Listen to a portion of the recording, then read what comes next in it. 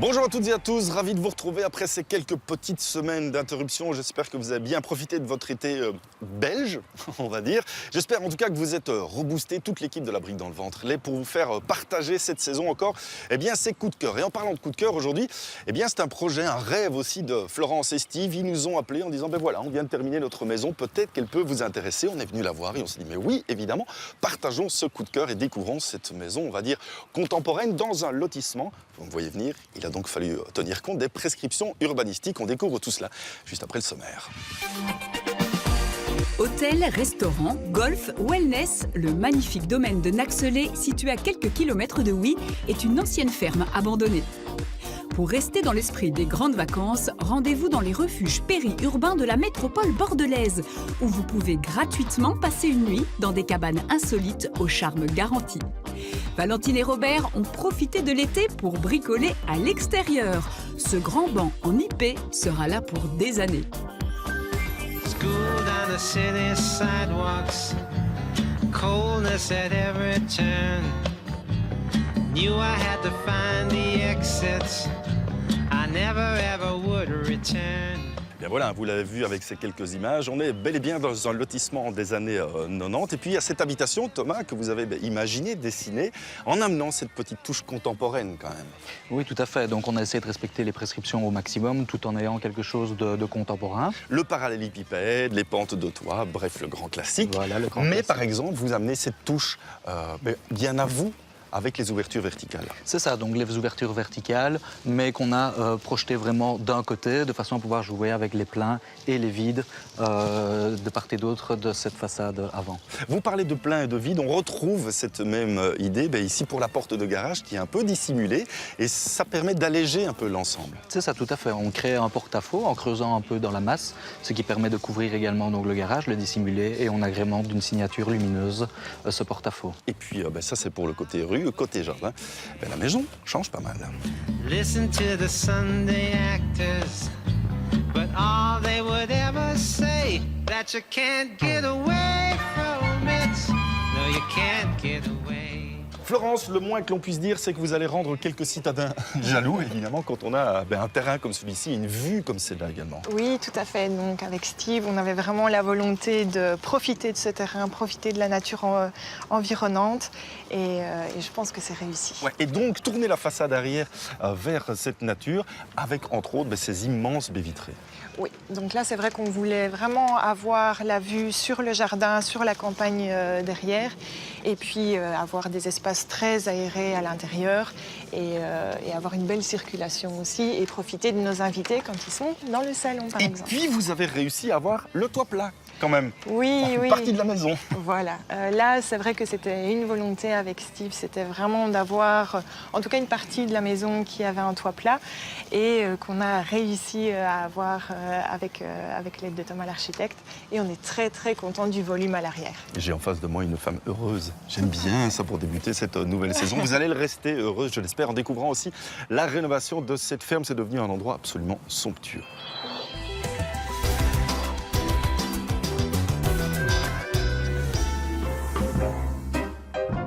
Situé sur un plateau dominant les vallées de la Mehaigne et de la Meuse, à 2 pas de Wans, dans la région de Huy, le domaine de Naxelay est une belle histoire avant même d'être une formidable et colossale rénovation.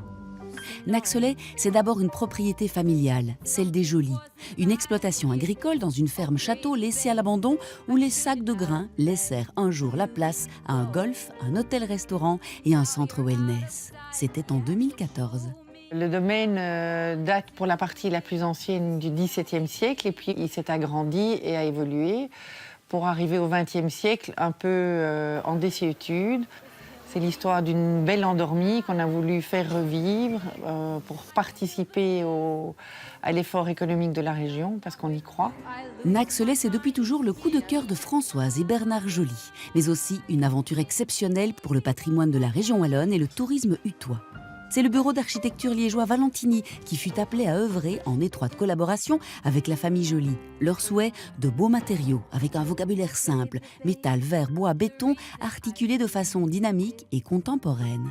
Nous avons des granges, nous avons l'habitat de l'exploitant, il y avait une partie qu'on appelait le château, et donc faire un hôtel, un centre de séminaire, des locaux pour un golf, ainsi qu'un wellness, c'est effectivement une toute nouvelle fonctionnalité qu'il faut donc intégrer dans les bâtiments existants. Et donc l'enjeu, là réellement, il est là, c'est comment est-ce qu'on va pouvoir conserver la qualité du lieu et lui donner cette nouvelle vie avec cette nouvelle fonctionnalité. Hormis l'absolue beauté de l'ensemble, ce domaine peut aussi être pointé pour de nobles ambitions et une belle philosophie. On a mis un point d'honneur à ne faire travailler que des corps de métier régionaux ou locaux. Pour nous, c'était très très important. Et donc Naxley est la vitrine du savoir-faire régional. Tout le complexe est aussi très environnemental. On a voulu mettre du panneau solaire thermique, des photovoltaïques. Il n'y a pas d'énergie fossile sur le site, donc on veut rester un site propre. Tout ce qui est entretien ici des bâtiments se fait aussi de façon tout à fait verte. Partout, à chaque pas, les matériaux nobles se marient harmonieusement au mobilier contemporain et aux œuvres d'art des Belges Fabrice Samin, Patrick Castermans ou Lee Van de Boek et son Let Us Be. Il n'y a pas à dire, les 8000 mètres carrés de Naxley ont été subtilement embellis. J'ai un faible pour la chambre 120 qui, à mon avis, est une des plus délicieuses au niveau de l'emplacement, est un peu à l'écart, a une des plus belles vues. Il y a une vue sur un étang en contrebas, on entend les oiseaux, les canards, des oies, des cygnes. C'est une pure merveille. Et donc, si je pouvais m'installer, je crois que je me mettrais tout de suite dans cette chambre-là. Si Françoise et Bernard Joly ont choisi de vivre sur le domaine, c'est pour pouvoir s'y investir à 100% et vous recevoir comme des amis de longue date. Que l'on soit golfeur, résident de l'hôtel ou tout simplement curieux, pour 35 € la journée à Naxley se termine souvent au wellness, lui aussi éco-durable et bio. Pur plaisir. Ah oui tiens, avec un cocktail de fraises maison 100% bio, c'est encore mieux.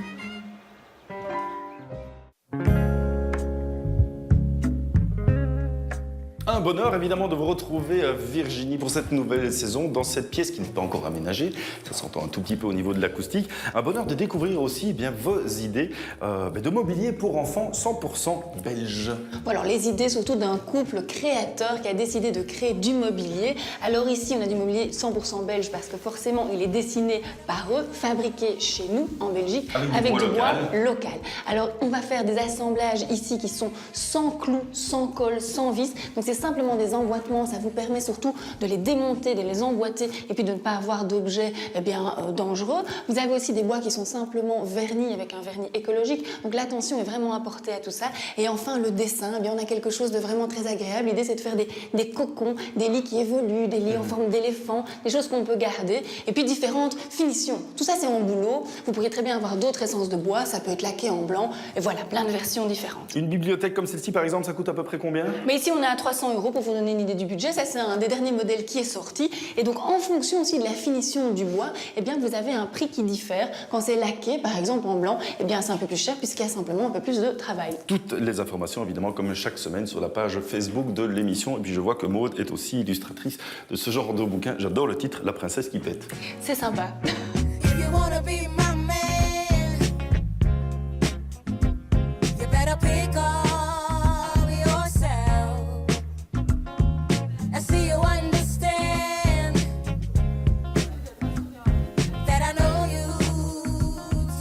Thomas, pour les espaces de vie, quels étaient les souhaits de Steve et Florence? Avoir une belle circulation?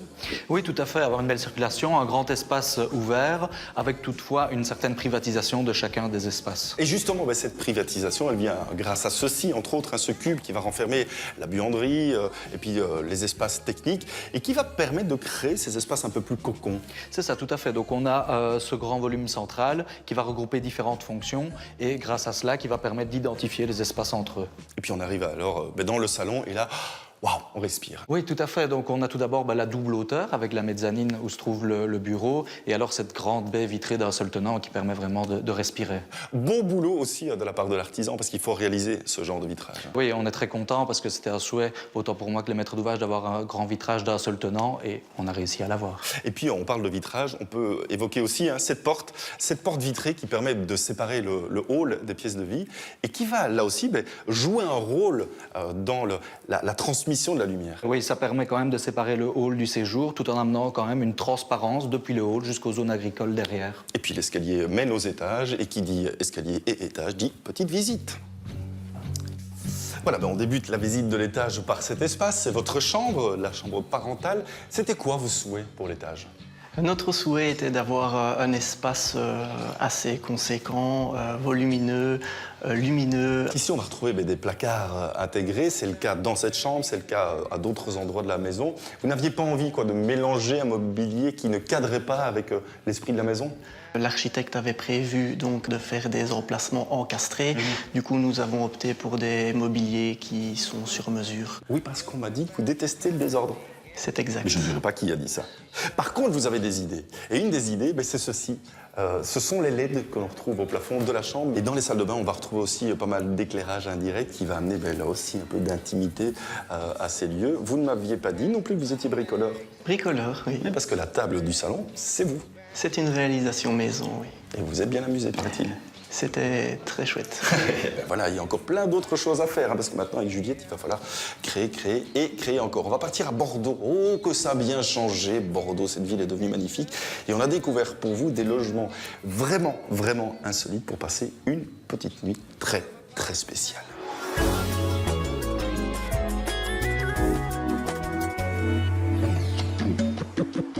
Depuis quelques années, la ville de Bordeaux a entamé une véritable métamorphose de son centre-ville pour en faire une cité contemporaine dans le magnifique cadre historique de ses bâtiments anciens. Mais pour pousser les Bordelais à découvrir la périphérie urbaine, la métropole a aussi développé un concept auquel il est difficile de résister. Depuis 2010, les mairies alentours ont installé une dizaine de refuges, non seulement originaux et bien situés, mais aussi totalement gratuits. Le concept des refuges, c'est quelque chose d'inédit et d'innovant et qui consiste à réaliser, en règle générale sur des lieux insolites et même improbables, un refuge à la manière des refuges de montagne où l'on peut venir passer une nuit à l'issue d'une balade sur le territoire de la métropole. Le cerveau derrière cette idée, c'est Yann Detraz, un architecte passionné de cartographie qui s'est vite rendu compte que le patrimoine naturel de Bordeaux était un diamant à l'état brut qui méritait d'être protégé. Faire marcher des gens dans les périphéries urbaines, c'était pas du tout gagné, c'est pas du tout une pratique. Et pour intéresser les gens à ça, il fallait un peu des objets un peu extraordinaires. Et le principe d'avoir des œuvres habitables, ça nous a semblé être un bon levier. Pour la création, Yvan a fait appel à des artistes d'horizons différents, comme par exemple la plasticienne Lou Andrea Lassalle, qui a dessiné un prisme flottant sur le plan d'eau de la Blanche. Un refuge tout en bois et en vitraux, devenu un lieu de contemplation extraordinaire.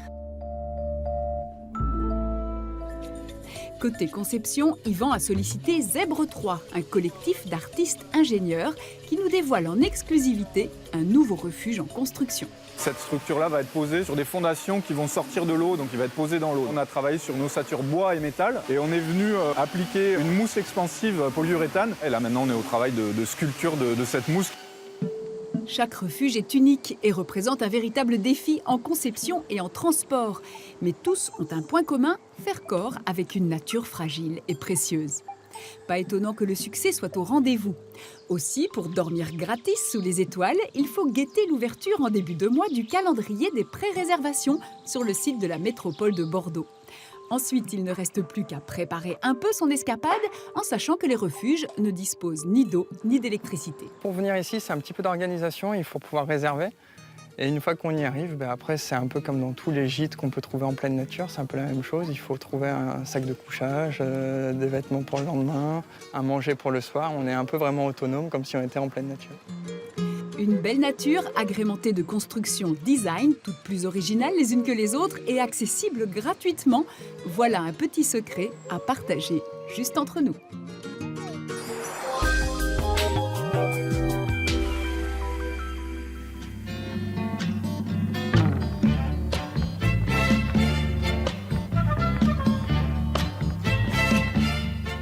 Virginie, on l'a dit tout à l'heure, le souhait de Steve et de Florence était d'avoir une maison aérée, lumineuse, mais aussi chaleureuse. Et la chaleur, elle provient entre autres du bois. Et oui, c'est notre allié, c'est un matériau chaleureux qu'on peut mettre à l'intérieur pour effectivement apporter une matière différente. Et ici, ça marche très très bien. Vous avez différentes petites plaquettes en bois qui sont collées sur le mur. C'est assez simple à réaliser et ça vous apporte de la structure, vraiment du relief et de la chaleur. Ça permet vraiment de décorer l'atmosphère ici différemment. Alors, je m'imagine, bricoleur comme je suis, Oui. mettre coller chaque petite plaquette, ça doit me mettre à peu près 12 ans et demi pour Eh faire ça. bien non, ce n'est pas à chaque fois un élément. Ce sont des éléments qui ont une certaine forme. Forcément, elles peuvent s'emboîter, ces plaquettes. Et donc ici, Steve, il a mis plus ou moins 4 heures pour le réaliser. Et donc c'est possible. Je pense qu'avec un peu d'énergie, en 8 heures, vous devriez pouvoir y arriver. Le bois, on le retrouve aussi dans la maison, entre autres dans le hall. Dans le hall d'entrée. Alors l'idée, c'était d'avoir un matériau chaleureux. Dès qu'on arrive, on va retrouver sur les placards un chêne vieilli, vraiment dès le vestiaire, qui se marie très bien avec ce blanc et ce gris doux du sol. On va retrouver le bois dans la cage d'escalier. On va retrouver aussi le bois dans la cuisine. À chaque fois, des petites touches de bois qui vous emmènent et qui réchauffent l'atmosphère. Je vous emmène à la cuisine. Ah, on y va. Allez. La touche de bois, ici, quand on pénètre dans cette cuisine. Voilà, qui finalise l'îlot de cuisine, qui permet d'avoir un petit côté bar et qui va finalement un petit peu élargir cet îlot. Élargir, mais bon, il est quand même malgré tout belle dimension, très on va très dire. grand, donc beaucoup de rangements. Et puis il va vraiment prendre l'ampleur ici, la largeur de la maison. Donc on a quelque chose de très convivial. Il est blanc, ça permet aussi de ne pas être trop massif à l'intérieur. Mais par contre, on va pouvoir se permettre d'utiliser des matériaux plus foncés, carrément en noir ici, comme le meuble derrière nous. Et donc on va le marier de nouveau avec le bois. Et donc on a ici vraiment une belle alcôve qui de nouveau permet un petit peu de jouer sur les volumes dans la pièce. Thomas, on revient à l'extérieur parce que, outre le dessin de la maison, il y a aussi le choix des matériaux qui amènent cette touche contemporaine. Il y a entre autres le crépi sur isolant, mais il n'y a pas que ça. Non, en effet, il y a également la couverture de toiture en zinc et alors les panneaux de façade pour les volumes secondaires à toiture plate. Qui sont des panneaux composites que l'on retrouve évidemment très régulièrement. Un autre petit détail sur la façade côté rue, c'est la porte d'entrée, que vous dissimulez là aussi. Oui, tout à fait. C'était la volonté ici, non pas de marquer donc, spécifiquement l'entrée, mais plutôt de la noyer dans les 4 bandeaux vitrés qu'on retrouve en façade avant. On n'a pas encore parlé évidemment de l'aspect énergétique. On va retrouver les techniques d'aujourd'hui dans cette habitation. Oui, on va retrouver au niveau du système de chauffage une pompe à chaleur Aéro avec chauffage sol au niveau du rez-de-chaussée. Et on va retrouver également donc, une VMC pour la ventilation. Un mot peut-être sur les grandes dalles que l'on retrouve au sol qui, là aussi, vont agrandir l'espace. Des grandes dalles qui finalement font penser un petit peu à un revêtement en béton, mais qui n'en a pas les inconvénients. Les dalles, c'est vraiment pratique, c'est facile à entretenir. On a un très beau résultat ici. On a une imitation qui rappelle un peu le béton et la pierre à la fois, des joints très fins. Et plus le format des dalles est grand, et bien plus vous donnez une impression d'espace à votre intérieur. Et donc ici, c'est assez bien réussi et la teinte se marie avec tout finalement. Donc c'est un sol qui, à mon avis, au quotidien, va très bien vieillir. Et par contre, dans la salle de douche de la chambre d'amis, on va retrouver des petits formats. Alors des plus petits formats qui ont tendance, eux, par contre, à parfois un petit peu rétrécir l'espace, mais dans la salle de bain, et quand c'est petit, on peut se le permettre. D'ailleurs, on le voit parfois avec la mosaïque. Ici, ce sont des formats qui font 5 par 5. Un format qui a été fort à la mode dans les années 80 et qui revient beaucoup. Il existe en plein de couleurs différentes, qui n'est pas trop onéreux non plus et qui permet de faire des chouettes trucs. Et ici, il a été marié avec du Mortex. Et donc la salle de bain, elle a un petit côté assez sombre, assez cosy et en même temps très luxueuse avec ces deux matériaux. Et c'est pas parce que c'est petit que c'est pas bien. Ah, tout à fait. Encore un petit détail à mettre en avant dans l'architecture et dans le projet de cette maison, c'est cet escalier, entre autres, un escalier ajouré, qui est donc plus léger et qui va permettre de garder cette transparence aussi entre les pièces. Et puis on a là aussi l'utilisation des LED juste en dessous de la main courante. Alors on vient de parler de la toiture, une toiture bien spécifique ici. Cette toiture a-t-elle été réalisée en zinc, en cuivre ou en acier? La réponse à cette question va vous permettre de remporter peut-être un des 10 abonnements d'1 an au magazine Je vais construire et rénover. Pour répondre à cette question, 2 possibilités. Soit par téléphone en formant le 0905 56 010, soit par SMS au 60 20, code BRIC suivi du numéro de la réponse, 1, 2 ou 3, de vos noms, prénoms et adresse complète.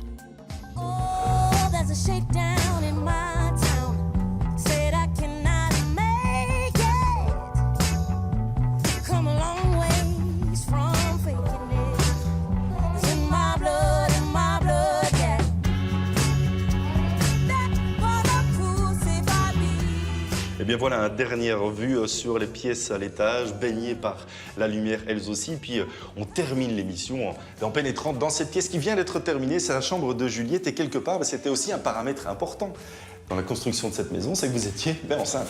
Oui, c'est vrai que, bon, on va pas se le cacher, la construction, ça a été une période assez stressante. Ouais. Mais quand on rentre pour la première fois dans une maison, quand on vit dans un espace qu'on a imaginé pendant de nombreux mois avec votre mari, avec l'architecte, qu'est-ce qu'on ressent? On a du mal à réaliser, et puis finalement, on se fait assez vite au nouveau volume et aux nouvelles pièces. Et puis on se fait assez vite au bonheur de partager évidemment ce projet avec, entre autres, nos spectateurs, nos téléspectateurs. Juliette va bientôt aller faire la sieste. Oui. Par contre, lui ne chôme jamais. C'est Robert et Valentine qui nous reviennent tout bronzés, tiens.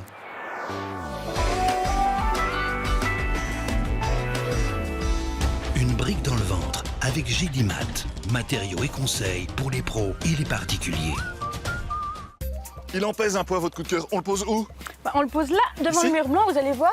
La glycine va grimper, ça va être magnifique. Vous savez ce qui serait super? Dites-moi. C'est de profiter de son ombre en fabriquant un beau banc sur lequel on pourrait venir s'asseoir. Ah mais c'est pas mal ça. Ah oui, je me vois bien là avec mon petit coin lecture. Oh ouais, ça va être bien. Et moi là avec l'apéro. Si vous voulez. Un cube tout simple, comme ça. Et là, ici, on ferait sortir notre arbre en faisant une petite découpe dans les planches. Et alors, on aurait ce beau parasol qui serait là. Et... Bah alors, ma glycine est plus jolie que votre pommier, mais... Je vous l'accorde. On commence par quoi? Eh bien, par la découpe des bois pour fabriquer la structure du banc. Allez, go.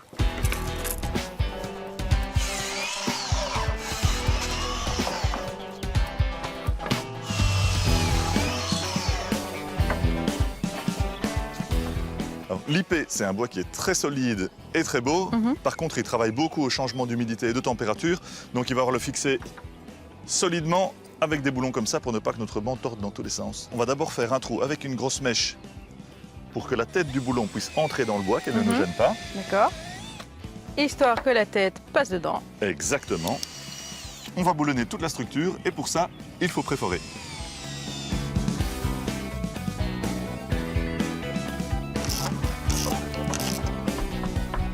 C'est bien droit, c'est bien d'équerre. Maintenant, je perce. Et bien évidemment, on utilise des boulons en... Inox, sinon ça rouille. Voilà. Et voilà. Maintenant que la face est terminée, on va faire son jumeau pour l'arrière.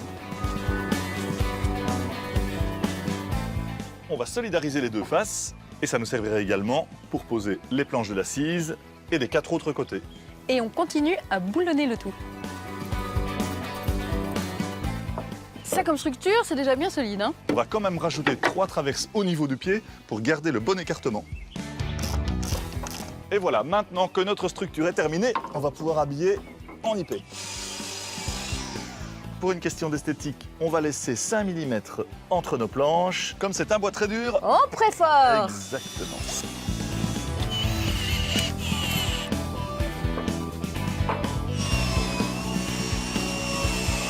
Alors pour que ce soit joli, on fait un petit trait léger, histoire d'aligner les vis. Et deuxième point important, chaque vis est placée à la même distance.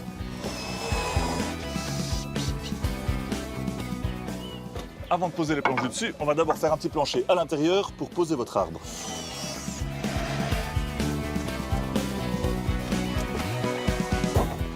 Voilà, donc là on a toutes nos planches à bonne longueur. Maintenant comment vous allez faire le trou? Eh bien, je vais tracer l'emplacement de l'arbre sur la planche. Oui. Ensuite, on va réunir les 2 planches centrales et on va faire un trou à la scie-cloche.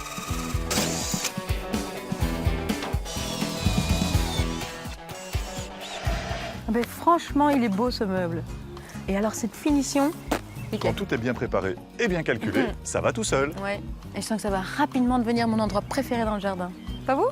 Vous savez où vous êtes? Moi, je suis bien, forcément. Oh, comme il est gentil. Allez, à la semaine prochaine. Pour d'autres trucs, vous restez là, vous? Moi, je vais à l'atelier. Allez. Il me semblait bien.